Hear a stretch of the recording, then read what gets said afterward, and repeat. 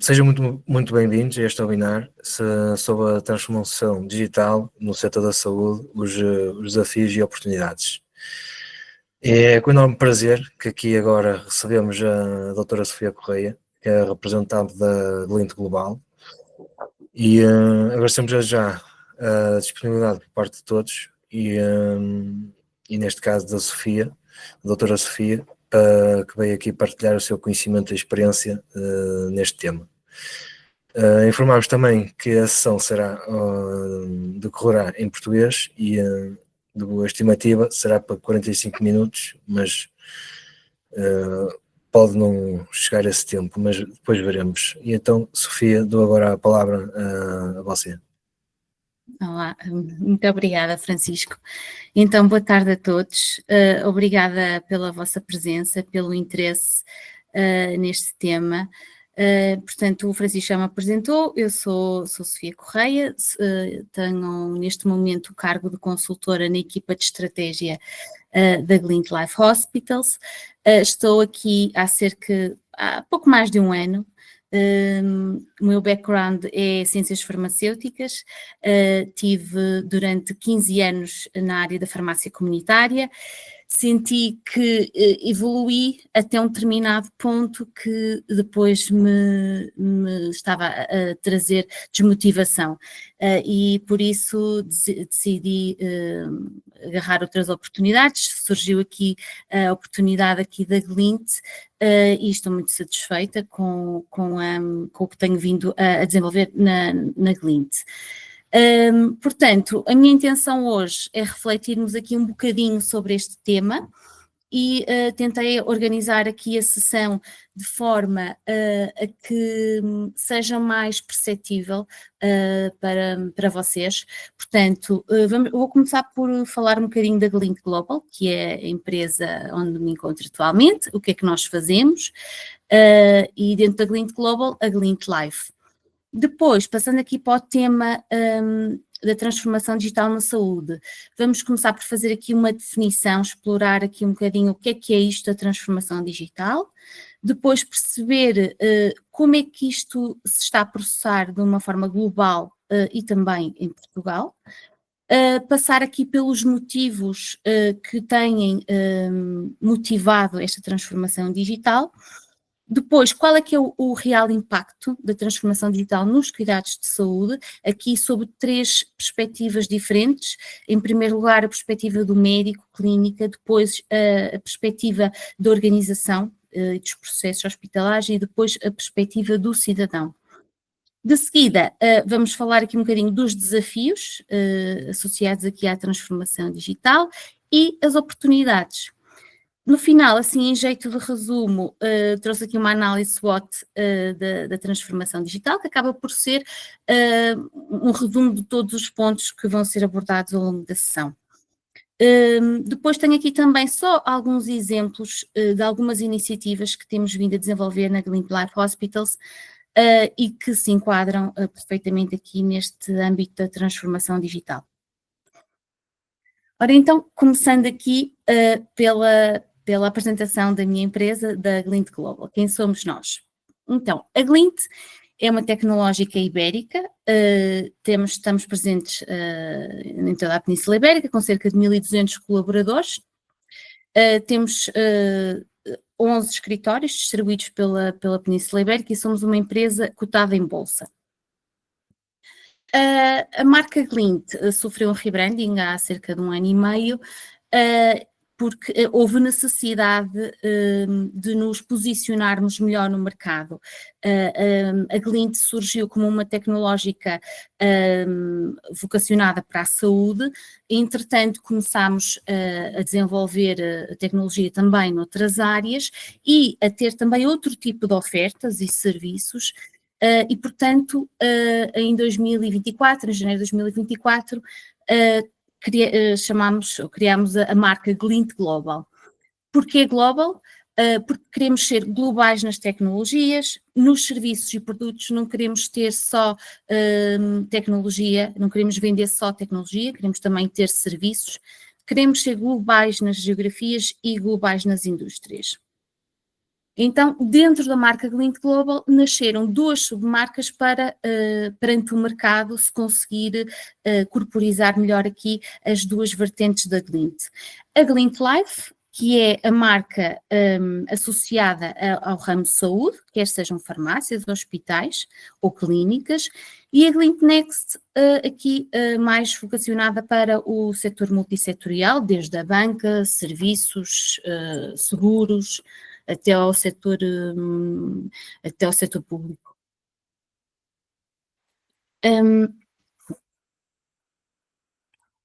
Ora então, nós encontramos-nos eu encontro-me na Glint Life, cuja missão é ajudar os profissionais a cumprir o seu propósito através da tecnologia.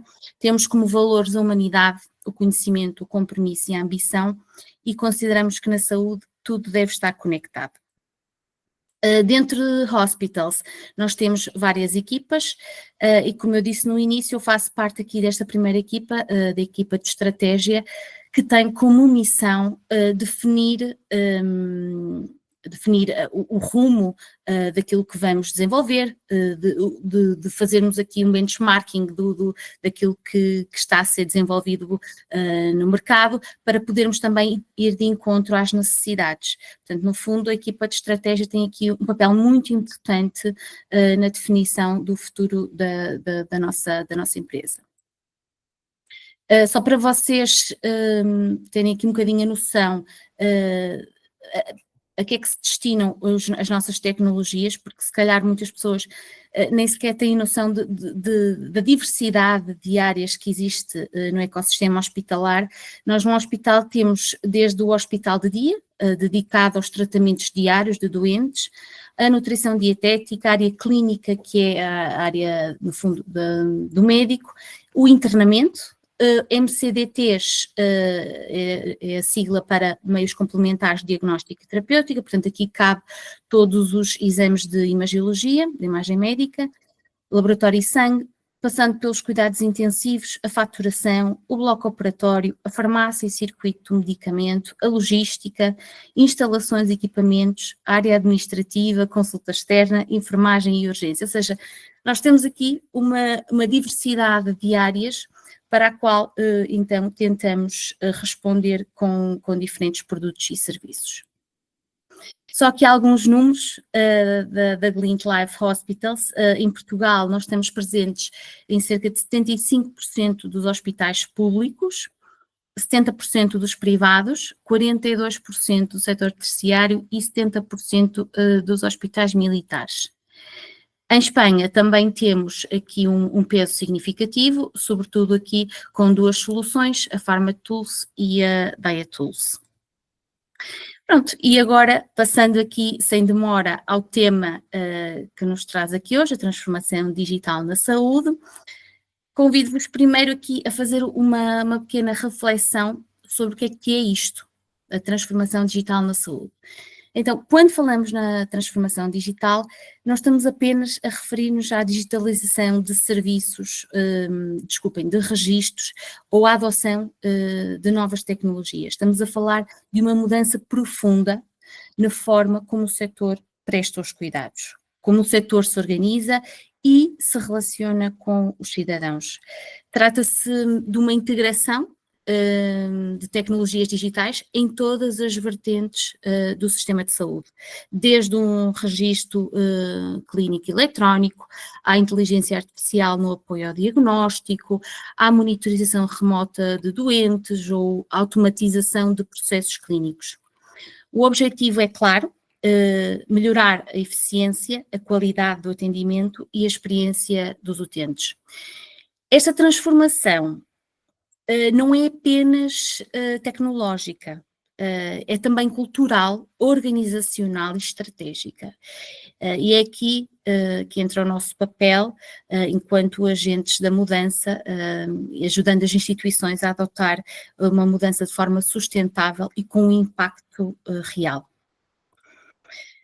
A transformação digital não é apenas uma tendência, temos aqui 2 citações muito relevantes, é uma oportunidade concreta para resolver alguns dos principais desafios dos sistemas de saúde, antecipar riscos e adaptar os tratamentos à realidade de cada pessoa, tornar os processos mais ágeis e recuperar aqui a dimensão do cuidado humano, como referiu o Eric Topol, um dos grandes defensores da medicina digital, que afirma aqui que a inteligência artificial pode libertar os profissionais para deixarem de ter tarefas repetitivas e administrativas e devolvendo-lhes o tempo e o espaço para aquilo que mais importa, que é a relação com o doente.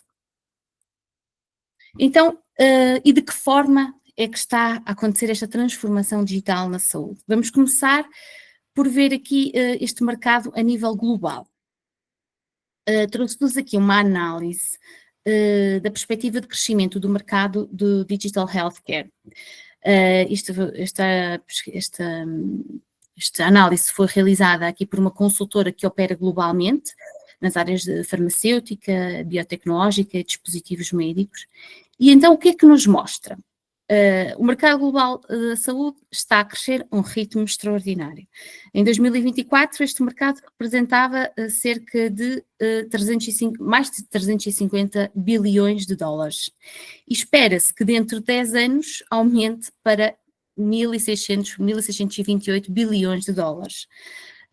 A categoria aqui de serviços representada a verde tem um peso mais preponderante, seguidos do software e hardware.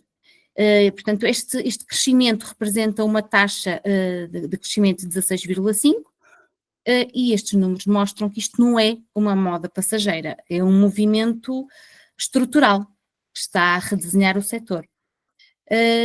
Para quem atua numa oportunidade, para quem atua neste ecossistema, significa aqui uma oportunidade clara de inovar e adaptar e criar valor para os sistemas de saúde e para os cidadãos.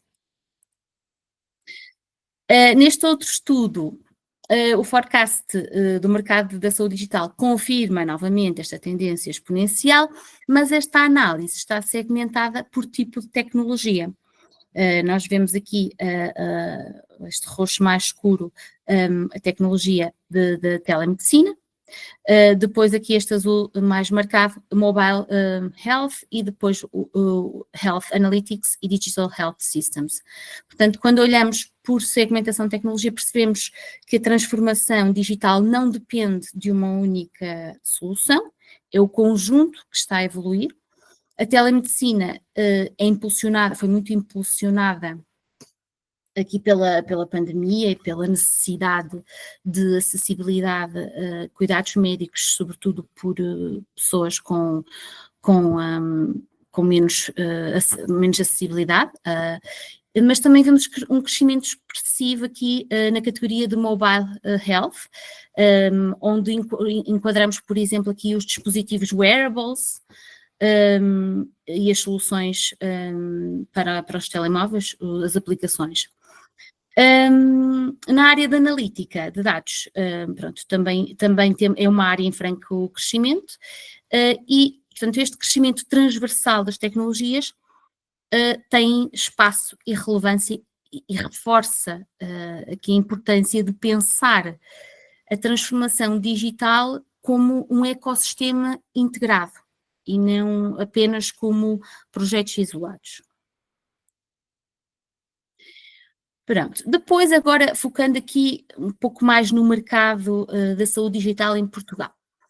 Trouxe-vos aqui esta análise retirada do relatório da Década Digital de Portugal 2024. Estes relatórios, o que é que eles medem? Medem o progresso de cada Estado-membro relativamente às metas da União Europeia para este programa, Década Digital 2030. Então, a verde, nesta barra verde, nós vemos aqui a percentagem de cobertura observada em 2024 por Portugal. E a cinza, vemos a percentagem que nos falta alcançar para as metas de 2030. Os KPIs estão agrupados aqui por 4 diferentes temas: infraestruturas digitais, conectividade e infraestruturas digitais, digital transformation of business, digital skills e digitalization of public services. Portanto, o que é que nós vemos aqui? Que ao nível das infraestruturas digitais estamos já aqui muito perto das metas propostas pela União Europeia, assim como na digitalização dos serviços públicos. Temos agora aqui um caminho a percorrer nas outras duas áreas, competências digitais por parte dos utilizadores e aqui no setor empresarial também uma transformação digital. Portanto, aqui ainda estamos a meio da década, é expectável que no final desta década, 2030, consigamos efetivamente alcançar estas metas propostas pela União Europeia. E agora, aqui neste outro slide, também vos trouxe aqui um mapa retirado de um relatório do mesmo programa. E o que é que nos mostra este mapa? Mostra-nos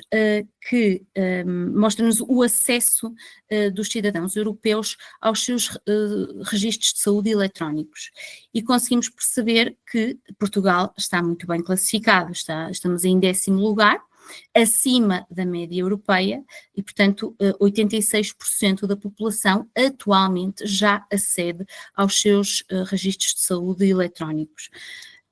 A meta da União Europeia para 2030 é que 100% dos europeus tenham realmente acesso ao seu registro de saúde.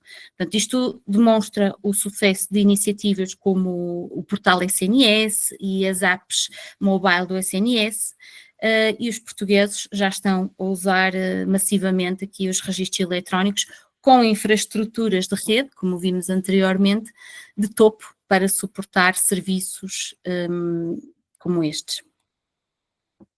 Então agora vamos pensar aqui o que é que está a motivar esta transformação digital na saúde, refletir um bocadinho aqui sobre alguns pontos. Então, podemos apontar como primeiro motivo o envelhecimento da população. Este gráfico mostra-nos a inversão da pirâmide etária em Portugal entre 1974 e 2022. Em 1974, a população jovem dominava, enquanto que em 2022 já observamos um aumento da faixa etária mais velha. Em cerca de 50 anos, esta percentagem de idosos mais que duplicou e este envelhecimento da população é uma tendência crescente, com cada vez mais pessoas e viver mais tempo. Depois, numa perspectiva global, o que é que nós verificamos? Que a população com mais de 60 anos está a crescer de forma exponencial. Nos países desenvolvidos, que estão aqui representados por esta linha vermelha, o aumento é moderado, mas nos países em desenvolvimento, representados aqui pela linha verde, o crescimento da população é muito mais acentuado devido à melhoria das condições de vida e de saúde. E então, de que forma é que o envelhecimento motiva, é um driver aqui para a transformação digital? Portanto, com o aumento da expectativa de vida e, consequentemente, o envelhecimento da população, surgem dois novos desafios. Primeiro, doentes mais complexos, portanto, idosos com doenças crónicas e múltiplas comorbilidades, e, por outro lado, um aumento da procura dos cuidados de saúde, resultando aqui numa sobrecarga dos serviços de saúde e uma perda de eficiência e acessibilidade. Neste contexto, é importantíssimo a necessidade de adaptação dos serviços e recursos para lidar com estas mudanças. E de que forma? Através de ferramentas que ajudem a aumentar a eficiência e a melhorar o acesso aos cuidados e permitindo, por exemplo, a monitorização remota dos cidadãos. Depois, como segundo motivo aqui para a transformação digital, identifiquei aqui a escassez de recursos humanos. À medida que a população envelhece e as necessidades de cuidados se tornam mais complexas, deparamos-nos com este desafio. Em 2024, a OCDE alertou que só na Europa faltam cerca de 1,2 milhões de médicos, enfermeiros e parteiras para dar resposta a uma procura crescente. Em Portugal, esta crise tem-se traduzido em greves frequentes e até encerramentos de maternidades, como todos temos vindo a assistir nas notícias, comprometendo aqui a qualidade e a acessibilidade dos cuidados. Para agravar, a procura não espera. Mais utentes, mais casos crónicos, mais urgências. E então surge a pergunta: como garantir que todos recebem cuidados atempados? Uma das respostas encontradas aqui por países como a China foi precisamente recorrer à inteligência artificial para mitigar a falta de médicos, através, por exemplo, de chatbots e sistemas de triagem automática, para filtrar e para triar casos e agilizar consultas, libertando o tempo dos profissionais para casos mais complexos. Este exemplo mostra-nos que, embora nada substitua o contacto humano, a tecnologia pode ajudar a preencher lacunas e manter o sistema de saúde a funcionar. Depois, em terceiro lugar, temos aqui hoje cidadãos muitíssimo informados sobre a sua saúde, os serviços de saúde que lhes são oferecidos, o acesso fácil à informação online, às plataformas de telemedicina e apps de saúde. Os utentes sentem-se protagonistas da sua própria jornada de saúde. Isto leva automaticamente a uma maior exigência por parte dos doentes, que não se contentam apenas com o diagnóstico, mas procuram transparência, a personalização e a participação ativa nos processos de decisão da sua saúde. Além disso, o crescente interesse por soluções de saúde digital, os wearables, as plataformas de monitorização remota, têm aumentado as expectativas em relação à acessibilidade e à eficiência no atendimento. Portanto, o utente moderno não quer apenas ser tratado, ele quer ser parte do processo e, acima de tudo, ser tratado de forma individualizada e em tempo real. E, obviamente, aqui em quarto lugar, não podiam deixar de estar as próprias tecnologias emergentes que constituem um driver crítico da tão rápida transformação do setor da saúde, o que traz inovações e aumenta a eficiência, reduzindo custos e melhorando os resultados dos doentes. Temos aqui, por exemplo, a inteligência artificial, a computação em cloud, a internet das coisas, a Internet of Things e os wearables. São exemplos de tecnologias que estão a ser cada vez mais integradas nos cuidados de saúde, oferecendo diagnósticos mais rápidos, mais precisos e personalizados e uma monitorização contínua dos doentes. A inteligência artificial permite análises de grandes volumes de dados de forma rápida e ajudando na previsão de doenças e na personalização de tratamentos. Aqui o cloud computing permite o armazenamento e a troca eficiente de dados entre diferentes plataformas, enquanto que os IoT e os wearables proporcionam uma monitorização em tempo real da saúde do doente. Estas tecnologias estão a revolucionar a forma como os cuidados de saúde são prestados. Proporcionam não só eficiência, mas também uma melhor experiência para o utente, que beneficia de soluções mais rápidas, precisas e acessíveis. Depois, aqui em quinto lugar, temos o crescimento da telemedicina e da monitorização remota, que têm sido dos maiores impulsionadores da transformação digital na saúde. Muito impulsionados aqui depois da pandemia, da Covid-19. Estes serviços oferecem uma forma prática e eficaz de fornecer os cuidados médicos à distância. A telemedicina permite consultas virtuais, onde médicos e doentes podem interagir através de videochamadas tornando o acesso aos cuidados de saúde mais rápido e conveniente, sem a necessidade do doente se deslocar. Já aqui a monitorização remota possibilita que os doentes sejam acompanhados à distância, com dispositivos que enviam dados sobre o seu estado de saúde em tempo real, que permite aqui uma intervenção precoce em casos de complicações. Não sei se vocês já tiveram alguém em casa num internamento domiciliário. Pronto, situações que não são demasiado complexas. Hoje em dia temos vários hospitais a adotar esta estratégia. Portanto, estas soluções não só melhoram a acessibilidade e a conveniência, mas também ajudam a reduzir custos e a desafogar os sistemas de saúde. Depois, temos aqui um outro motivo, o financiamento europeu.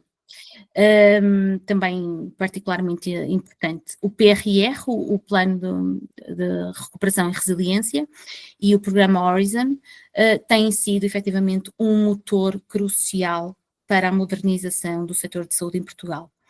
Em 2024, o PRR assegurou a execução de 40% do projeto, portanto, em 2024 já estava 40% do projeto executado, com investimentos, sobretudo, focados em infraestruturas de cuidados de saúde primários, portanto, os centros de saúde, e na digitalização dos serviços de saúde.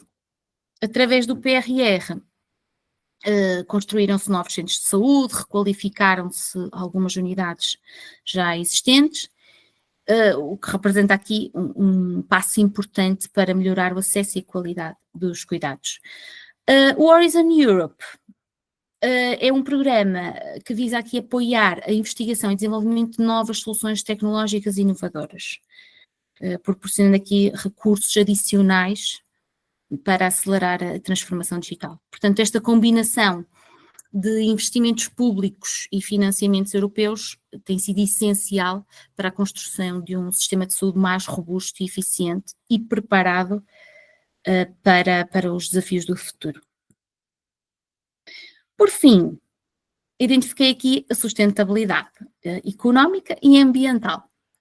Neste gráfico vemos aqui a evolução do orçamento do Estado para o SNS e conseguimos ver aqui o crescimento dos últimos anos. Portanto, o aumento constante dos custos na saúde exige que encontremos soluções inovadoras para minimizar aqui este impacto financeiro, mas sem comprometer a qualidade dos cuidados prestados aos cidadãos. Manter aqui um sistema de saúde sustentável não significa apenas cortar custos, mas também investir em inovações tecnológicas que otimizem processos e contribuam para a melhoria contínua da qualidade dos cuidados. Aqui numa perspectiva da sustentabilidade ambiental, também se torna cada vez mais importante os sistemas de saúde reduzirem as suas emissões de carbono e o uso responsável de recursos. Portanto, as soluções tecnológicas podem ser essenciais para reduzir então custos operacionais, melhorar a eficiência dos serviços e garantir que o sistema de saúde seja, financeiramente equilibrado e sustentável a longo prazo.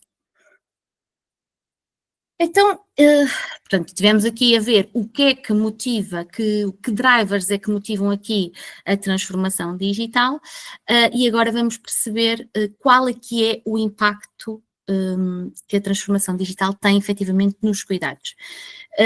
Eu estive aqui a refletir um bocadinho de que forma é que poderia transmitir-vos aqui esta mensagem e resolvi agrupar então em 3 pilares.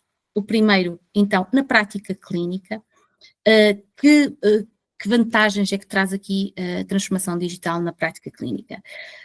Muda a forma como os profissionais de saúde abordam o diagnóstico, o tratamento e a gestão de utentes. Começando pelo diagnóstico, consegue-se fazer um diagnóstico mais precoce e preciso. Portanto, a inteligência artificial tem revolucionado, por exemplo, a área de imagiologia, da imagem médica. Algoritmos de predição e análise de imagem são um valioso auxílio na detecção precoce de doenças, como o cancro, com um nível de precisão impressionante. Permitem intervenções mais rápidas e eficazes. Aqui outro exemplo é a sumarização clínica, onde tecnologias de processamento de linguagem, as NLPs, são capazes de analisar e extrair de forma inteligente o histórico clínico relevante e as notas médicas, tornando o acesso à informação mais ágil e preciso. Além disso, temos também aqui a triagem inteligente de utentes, onde, por exemplo, assistentes virtuais e sistemas de IA são usados para priorizar atendimentos, particularmente em áreas como a urgência, que é uma área crítica, melhorando a organização e o tempo de resposta. Depois temos aqui a genómica computacional, também está a transformar a medicina personalizada. Com o avanço da análise de dados genéticos, é possível desenvolver tratamentos mais eficazes, adaptados às necessidades individuais de cada doente. Temos também aqui como exemplo o apoio à decisão clínica, é outro avanço importante. Portanto, temos sistemas destinados aos profissionais de saúde, com alertas e protocolos integrados que os ajudam a tomar decisões mais informadas e a prevenir erros. Depois, aqui na medicina preventiva e preditiva, a digitalização tem proporcionado rastreios orientados por dados, identificando pessoas em risco, através aqui da leitura de dados. E depois temos aqui o diagnóstico por IA e radiologia assistida, que também já falámos anteriormente. Por fim, aqui a robotização de dados médicos e terapêuticos está a tornar os procedimentos mais precisos e menos invasivos, aumentando aqui a eficiência dos tratamentos e reduzindo o tempo de recuperação dos doentes. Depois, temos aqui uma segunda perspectiva, que é ao nível da organização, portanto, do hospital, ou das clínicas, ou do outro ecossistema. Nesta perspectiva, aqui da organização hospitalar, a transformação digital tem permitido a otimização de processos, tornando-os mais eficientes, mais ágeis e menos suscetíveis ao desperdício de recursos. Um dos principais impactos é mesmo ao nível da automação de processos administrativos e logísticos, que liberta as equipas para se concentrarem noutras tarefas de maior valor. Neste âmbito aqui da gestão de estoques e logística hospitalar, por exemplo, a transformação digital garante a disponibilidade dos materiais essenciais, sem excessos ou faltas. Depois temos aqui os algoritmos inteligentes de agendamento, que também têm ajudado a otimizar a alocação de recursos nos hospitais, sobretudo, por exemplo, aqui no hospital de dia, no bloco operatório, noutras áreas críticas. A interoperabilidade entre os sistemas e entre as instituições é fundamental para garantir que todas as partes do processo estejam conectadas. A integração dos sistemas com o registro eletrónico de saúde e com plataformas de gestão clínica integradas e dispositivos médicos, como os wearables, permite uma visão 360 do doente, facilitando aqui a coordenação multidisciplinar e garantindo que todos os dados relevantes sejam acessíveis a qualquer momento e em qualquer lugar. A utilização aqui de dados em tempo real permite também a gestão operacional, permitindo aqui uma monitorização contínua de indicadores-chave, KPIs, através de dashboards, ajudando na tomada de decisões rápidas e informadas. Por fim, aqui o cloud computing também desempenha um papel crucial uma vez que permite aqui a escalabilidade dos sistemas hospitalares e garante que a infraestrutura digital seja moderna, resiliente e robusta, apta aqui para lidar com estas exigências. Depois, aqui na ótica do cidadão, qual é que é o impacto da transformação digital? Tem melhorado muito a experiência do utente, promove, sem dúvida, o seu empoderamento e facilita o acesso e a autonomia nos cuidados de saúde. Um exemplo claro disso é, efetivamente, o uso de assistentes virtuais e chatbots. Ainda na semana passada, agendei uma consulta no Hospital da Luz, exclusivamente com um assistente virtual, um exame que ainda é mais complexo, um exame de imagiologia. Portanto, estes sistemas de IA são capazes de esclarecer dúvidas, realizar triagens e até fazer marcação de consultas, permitindo aqui que os utentes tenham respostas rápidas, sem necessidade de qualquer interação humana. Depois temos aqui a monitorização remota, mais uma vez, parâmetros de saúde, que tem transformado também aqui a gestão das doenças crónicas e o acompanhamento dos doentes no pós-alta. Pronto, lá está, com os dispositivos conectados e as aplicações móveis. Depois temos as aplicações, as apps para os telemóveis e os portais do utente, que tornam o acesso aos cuidados de saúde ainda mais simples e diretos. Os utentes podem consultar os resultados de exames, entrar em contacto com a equipa de saúde e até, por exemplo, gerir consultas e tratamentos de forma eficiente e autónoma. Outra vantagem da transformação digital é o aumento aqui da transparência e da literacia em saúde.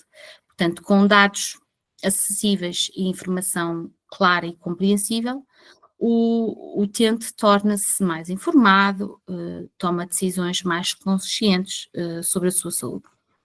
Portanto, no final, tudo isto contribui para uma melhoria da experiência global nos cuidados de saúde e para a redução de esperas, maior previsibilidade e comodidade do utente.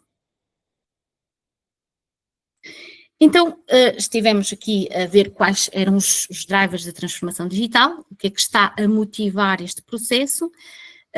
Depois vimos de que forma é que este processo impacta nos cuidados de saúde, nas três perspectivas, e agora vamos ver quais é que são os desafios desta mudança. Em primeiro lugar, é mesmo isso, é a resistência à mudança por parte dos profissionais de saúde. Então, a transformação digital implica, sem dúvida, mudanças significativas nas práticas diárias dos profissionais de saúde.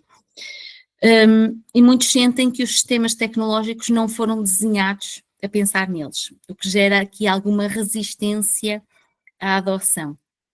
Portanto, a aceitação aqui de novas ferramentas depende muito do valor percebido e da experiência de utilização. Para que a tecnologia seja eficaz, ela precisa de ser útil, simples e relevante. Portanto, por tudo isto, têm sido desenvolvidas várias metodologias de gestão da mudança, que nós também procuramos implementar sempre que temos aqui necessidade de fazer aqui uma mudança de software, por exemplo, em clientes. Depois, um outro desafio tem a ver com a lacuna de competências digitais entre os profissionais que operam na saúde, que é uma questão crítica para o sucesso da transformação digital. Portanto, segundo aqui dados do Eurostat, em Portugal, 56% da população tem competências digitais básicas. Pronto, até aí não estamos mal, estamos mais ou menos alinhados com a média europeia, mas temos aqui depois grandes disparidades entre a população. Portanto, entre os cidadãos com formação superior, temos 89% com um nível de competências digitais básicas. Mas entre a população sem qualquer formação académica, temos apenas 23% de competências digitais básicas. Portanto, a falta de formação prática em tecnologias emergentes, como a inteligência artificial, a interoperabilidade ou a cibersegurança, compromete aqui o desenvolvimento de competências fundamentais. Além disso, muitas vezes há aqui também falta de tempo e de recursos para a formação contínua, o que agrava o problema.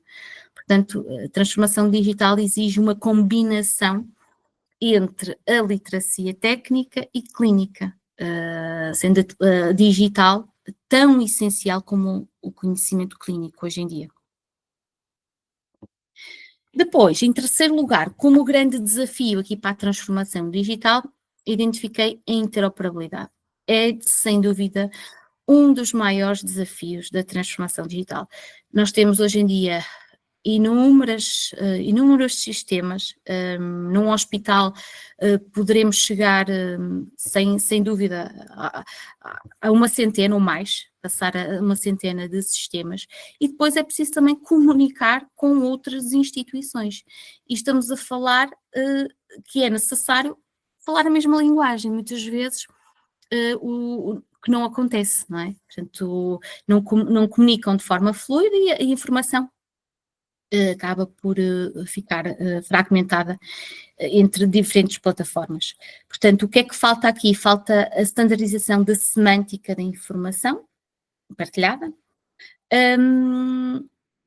e a otimização da comunicação entre instituições.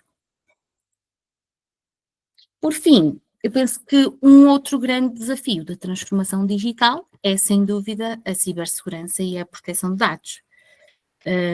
Os dados em saúde são extremamente sensíveis e apetecíveis e estão sempre sobre a ameaça de ataques.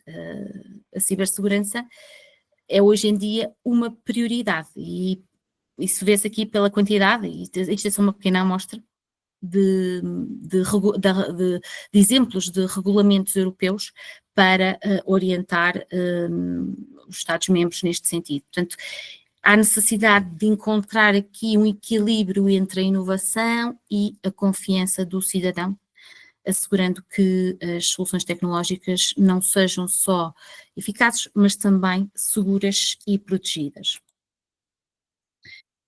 Depois dos desafios, vemos as oportunidades. O que é que a transformação digital, então, nos traz como potenciais oportunidades?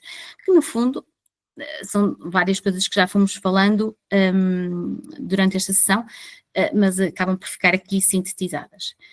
Primeiro, temos a oportunidade de prestar cuidados mais personalizados, seguros e de maior qualidade. As soluções de apoio à decisão clínica, baseadas em inteligência artificial, reduzem o risco de erro e aumentam aqui a eficiência terapêutica. Temos aqui algumas imagens médicas que, graças à inteligência artificial, permitem o diagnóstico precoce ou o auxílio do diagnóstico. O acesso que há à informação clínica em tempo real pelos profissionais permite também tomar decisões informadas e ajustadas a cada utente, ao cruzar muitas vezes com dados históricos, os dados históricos com a informação atual, conseguimos cuidados mais orientados e individualizados, o que aumenta significativamente a qualidade dos serviços. Temos também aqui na slide uma imagem do nosso ecrã do software que estamos neste momento a desenvolver na Glint Life Hospitals, que é a MOSI.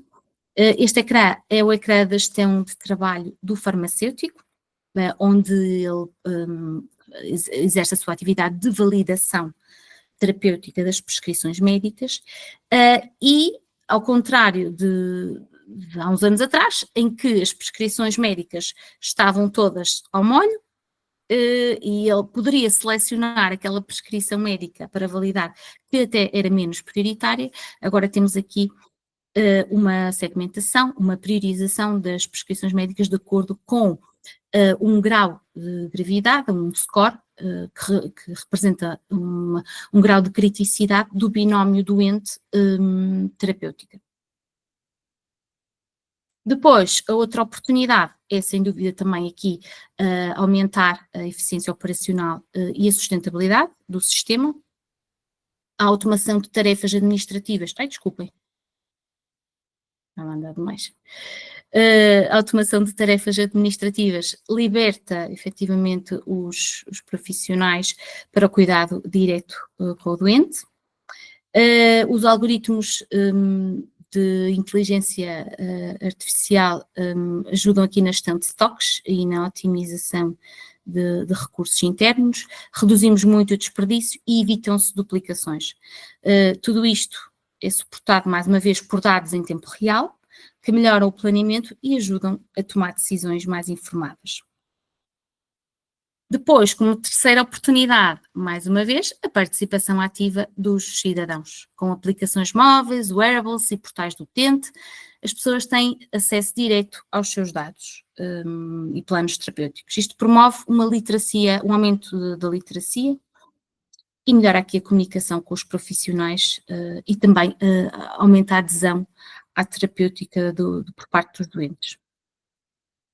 E por fim, talvez este ainda não tínhamos passado, ainda não tínhamos abordado, há aqui um claro estímulo da economia e do investimento. Portanto, surgem cada vez mais startups e empresas tecnológicas e modelos de negócio baseados em IA. Portanto, aqui a colaboração entre universidades, hospitais e a indústria está a gerar soluções disruptivas com um grande potencial de crescimento internacional. E este ecossistema tem aqui, é um motor de inovação e de investimento para o desenvolvimento económico. Posiciona aqui Portugal num lugar muito competitivo. Pronto, e agora aqui, em jeito de resumo, transformei aqui esta reflexão sobre a transformação digital na saúde numa análise SWOT. Então, transformação digital na saúde, que forças é que podemos associar? Uma clara necessidade do setor, um apoio do financiamento europeu, uma convergência tecnológica e já temos tido aqui várias provas de valor. Como oportunidades, temos aqui a possibilidade de transformar a experiência do doente, melhorar a eficiência do sistema de saúde, fomentar a inovação e o desenvolvimento económico e melhorar a qualidade e segurança dos cuidados. Por outro lado, como fraquezas, temos aqui a resistência cultural e organizacional, a literacia digital às vezes reduzida, sobretudo como vimos em grupos sem a formação académica, os problemas persistentes da interoperabilidade que ainda subsistem com frequência e a desigualdade na maturidade digital entre as instituições. Como ameaças, podemos identificar a complexidade ética e legal do uso da inteligência artificial, os riscos de cibersegurança e privacidade de dados, o viés da informação, da informação proveniente da inteligência artificial e a desigualdade no acesso à tecnologia. E agora, vou só referir aqui alguns projetos da Clinical Life Hospitals que têm contribuído para a eficiência operacional dos sistemas de saúde e apoiado os profissionais no seu dia-a-dia. Portanto, aqui o primeiro que vos trago é o Knowledges, que é uma iniciativa cujo objetivo era, portanto, aqui ao nível da gestão da cadeia de abastecimento, prever eventos de compras. Portanto, está aqui muito orientada para a logística e foi implementada aqui na Unidade Local de Saúde de Gaia Espinho. Depois, um outro projeto aqui para a Unidade Local de Saúde de Alto Minho, foi este projeto da previsão da admissão à urgência, em que os utentes eram categorizados, são categorizados e distribuídos em diferentes níveis de potencial de readmissão. Uma outra solução que estivemos a desenvolver durante o ano passado foi o algoritmo do agendamento, que estava aqui integrado num conjunto de soluções destinadas ao circuito do hospital de dia. Esta solução, mediante um set de critérios previamente estabelecidos e ponderados pela organização, portanto, a organização é que define quais são os critérios e que peso é que eles têm.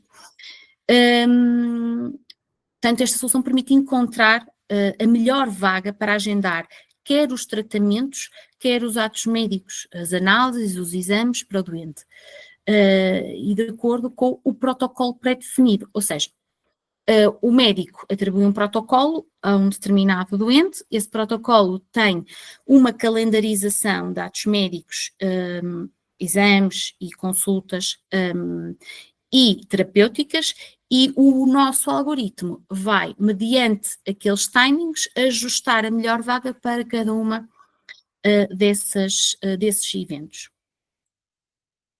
E por fim, aqui uma solução que ainda está em desenvolvimento, que tem a ver aqui com a geração de relatórios clínicos baseada num áudio do médico. Portanto, o médico estará na consulta a observar o doente e portanto, o software irá gerar automaticamente um relatório estruturado com aquilo que o médico vai falando. E pronto, chegamos aqui ao fim da minha apresentação. Tenho só aqui alguns key takeaways sobre o tema. Espero que tenha ido de encontro às vossas expectativas e pronto, que tenha sido claro. Estou disponível para qualquer esclarecimento.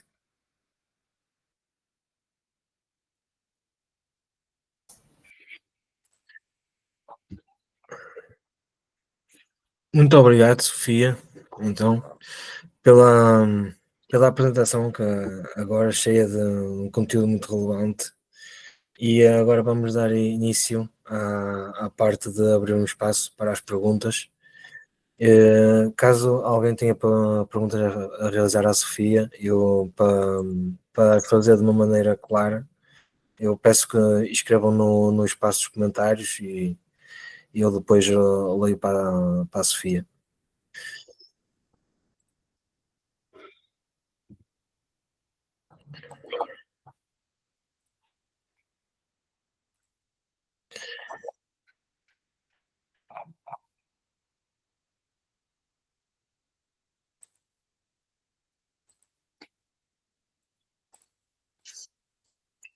Se calhar, enquanto estamos à espera que escrevam, eu provavelmente eu tenho aqui uma ou duas também, e enquanto as pessoas estão a escrever, eu posso fazer aqui as minhas. Ok.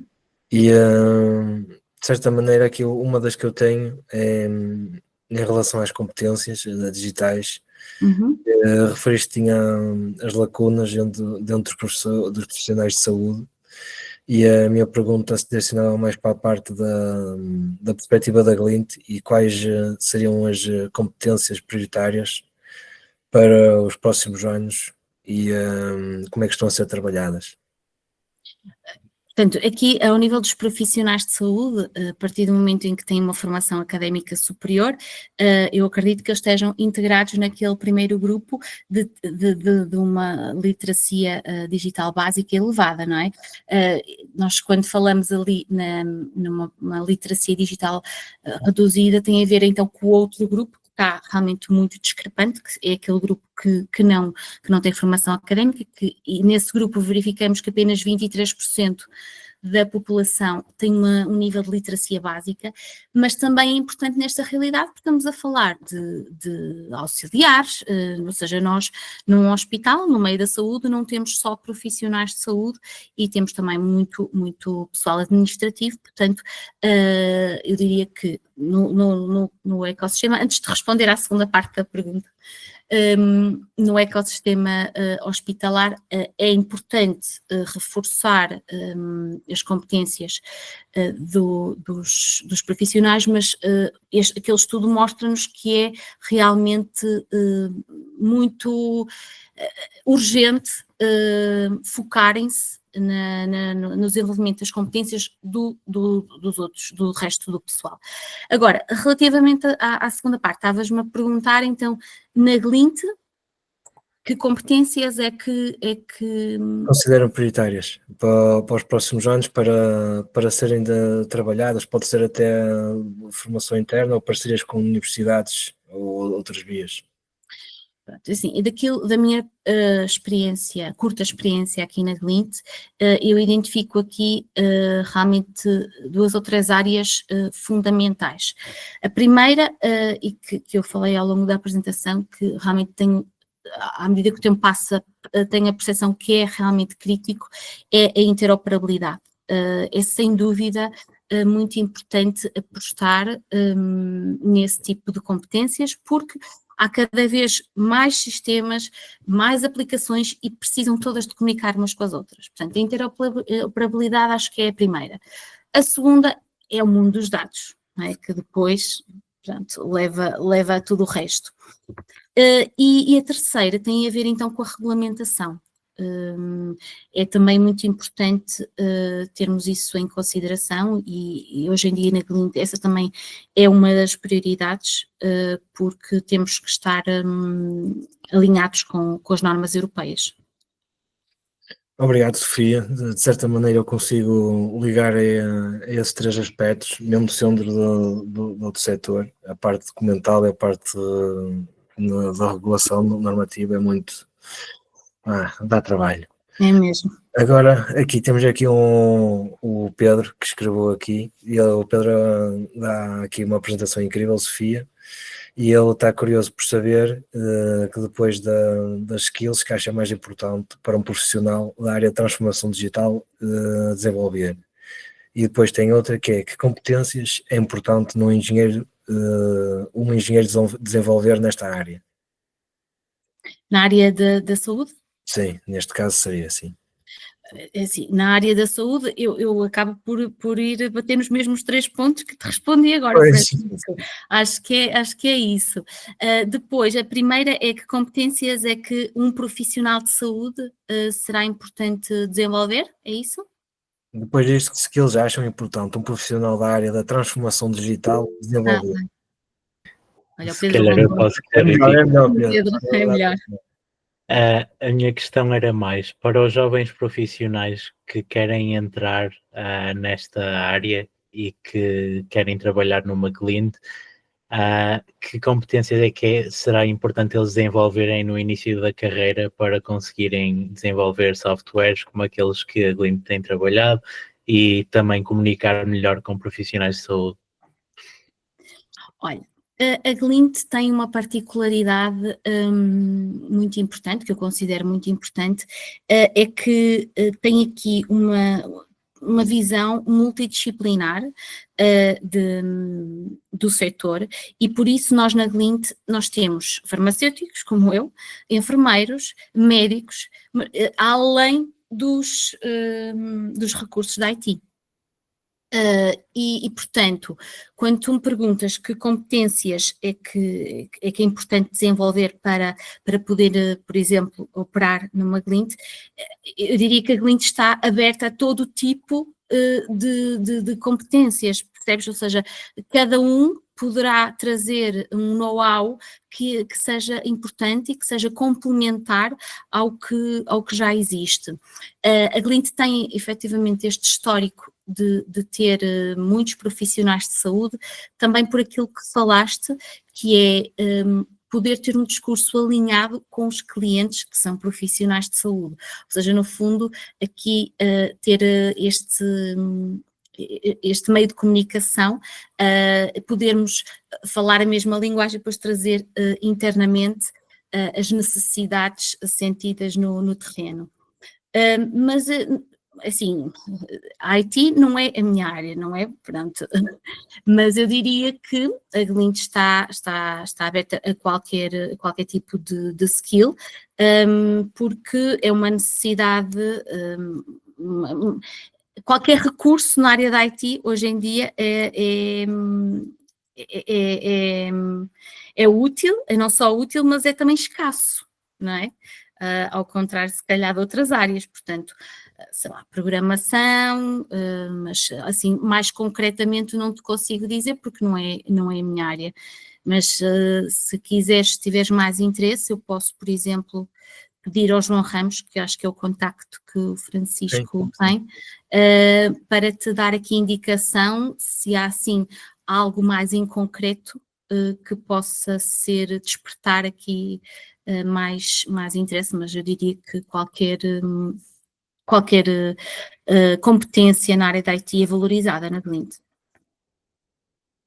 Agora também, entretanto, lembrei-me que poderia, mas eu não sei se vai de encontro ao teu background, não sei qual é que é a tua formação, Pedro. Eu sou engenheiro biomédico, mas creio que vocês também hão de ter engenheiros de quase todas as áreas a trabalhar na Glint. Exatamente, e engenheiros biomédicos, muitos mesmo também. Lá está, porque tem aqui também uma vertente mais clínica, um pouco mais clínica, não é? Uma perspectiva da saúde muito orientada para a saúde, a complementar a área da engenharia. Portanto, acho que é uma das dos recursos que a Glint recruta com muita frequência. Obrigado, Sofia. Não é essa? E se calhar, provado agora pela esta situação do Pedro, provavelmente quem quiser mais alguma pergunta, será melhor colocar o braço no ar e depois realizar a pergunta.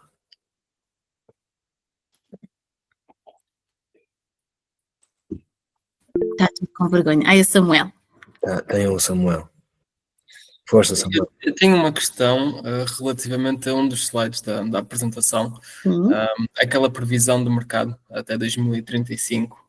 Certo, espera aí que eu vou voltar lá.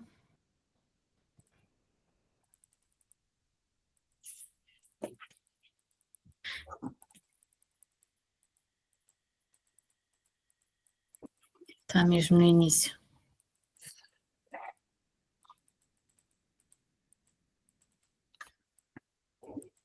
Esta, não é? Sim, é essa primeira. Eu consigo ver que os serviços acabam por ter um peso muito maior relativamente ao software, não vai muito de encontrar aquilo que seria a minha expectativa, e por isso eu queria tentar perceber o que é que os serviços compreendem aqui exatamente. Portanto, aqui eu penso que estamos a falar do mercado digital da saúde, certo? Portanto, estamos a falar de serviços que são disponibilizados via digital. Ou seja, por exemplo, estamos a falar de consultas médicas, de tudo que é numa vertente clínica. Porque o software está englobado aqui neste outro grupo. Sim, mas se bem que estes serviços estão muito interligados com o desenvolvimento de software, ou pelo menos para que estejam disponíveis, é preciso haver um desenvolvimento prévio. E por isso é que eu estava aqui a tentar criar esta distinção e a separação daquilo que é o impacto do software e depois aquilo que se calhar será a manutenção e até as teleconsultas e outro tipo de serviços. Que outras coisas é que poderia eventualmente compreender a essa barra? Olha, eu realmente só neste grupo só estou mesmo a ver os serviços numa ótica clínica. Percebo que digas que estão intimamente relacionados com o software, mas há aqui sempre uma distinção. Por isso diria que é isso, não é? Ou seja, é a disponibilidade dos serviços clínicos. Não sei se... Sim, está percebido, obrigado. Nada, Samuel.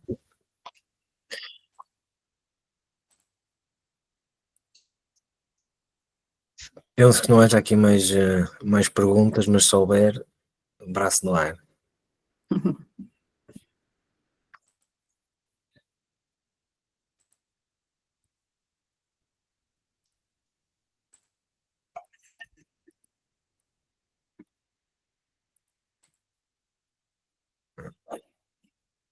penso que já não haja mais perguntas, Sofia. Não.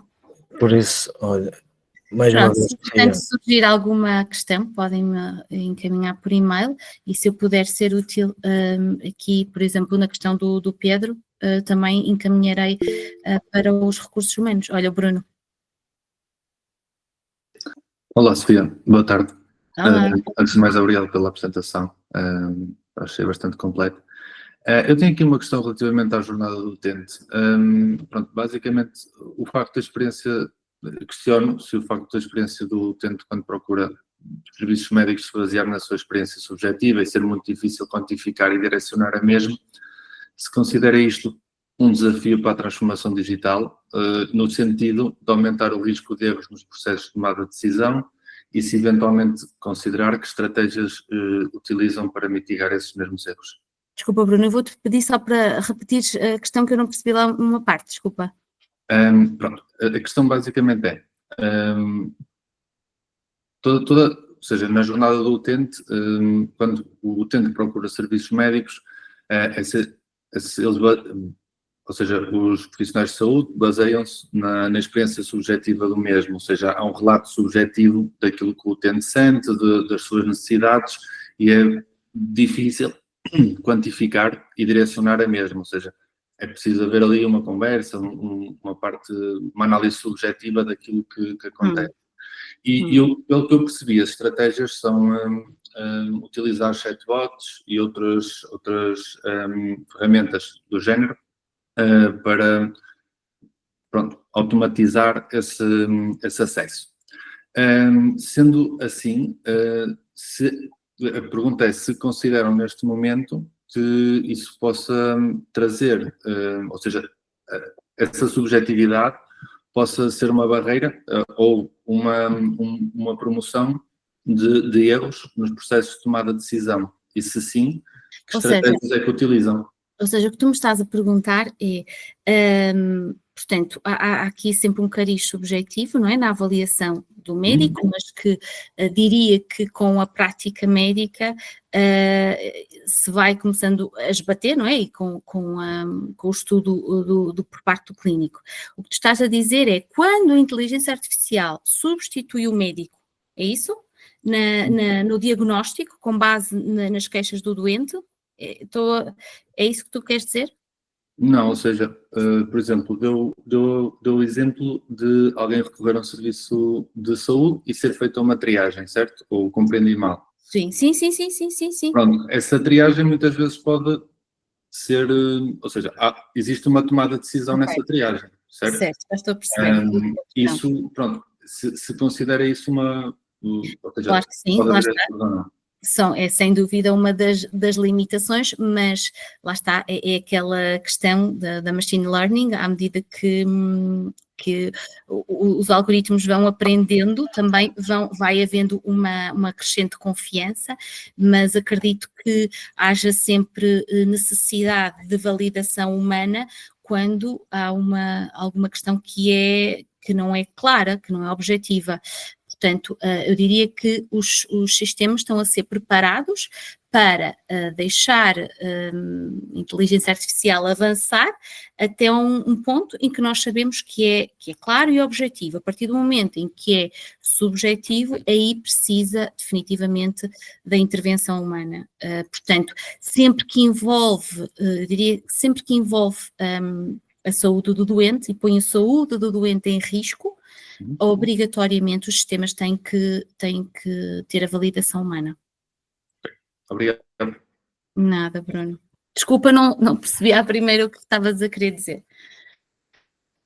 Mas é uma questão pertinente. Eu diria que sempre que há aqui uma mera possibilidade de afetar a saúde do doente, é obrigatório os sistemas terem essa obrigatoriedade. Portanto, a inteligência artificial está mais, lá está, numa triagem estamos a falar de uma priorização de doentes, não é propriamente tratá-los. Realmente pode haver ali um erro. Se calhar, se fosse feito por uma pessoa, poderia haver ali algumas mexidas, mas não se trata ali de um erro clínico grave, como se fosse, por exemplo, um diagnóstico ou um tratamento.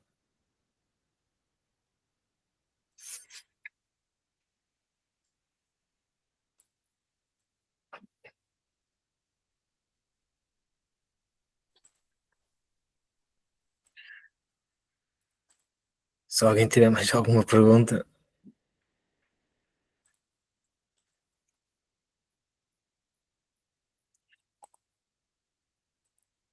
Sofia, penso que já não haja mais aqui mais perguntas. Okay. E agradeço pela tua presença e pelas partilhas que realizaste, e em nome dos Young Professionals foi um prazer contar aqui com esta visão que partilhaste, e a todos os participantes o nosso obrigado, e esperamos ver-nos em eventos futuros, seja online ou presenciais. Olha, eu que agradeço esta oportunidade, gostei muito de estar aqui com vocês e obrigada por terem estado a assistir. Felicidades a todos, obrigada.